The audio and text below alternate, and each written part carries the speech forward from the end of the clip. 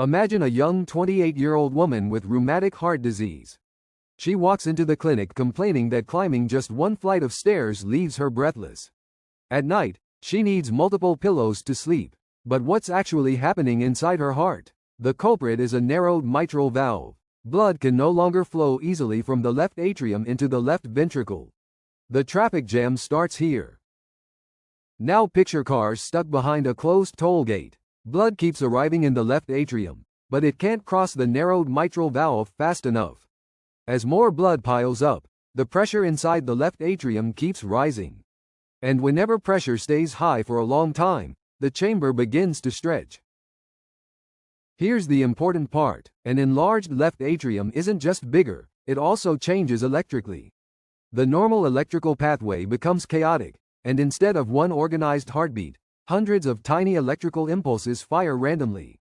That's atrial fibrillation, and that's why the most common arrhythmia in mitral stenosis is atrial fibrillation.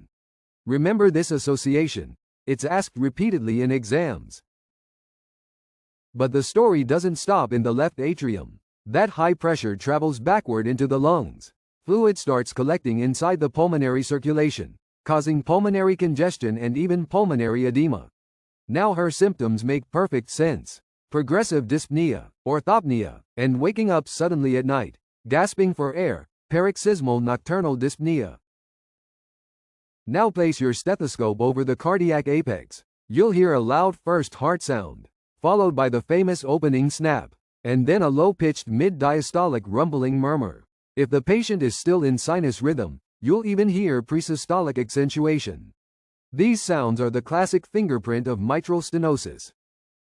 Now here's why atrial fibrillation is dangerous. When the atrium stops contracting effectively, blood begins to stagnate. Stagnant blood forms a clot inside the enlarged left atrium. If that clot breaks loose, it travels to the brain, causing an embolic stroke. That's the complication we fear the most.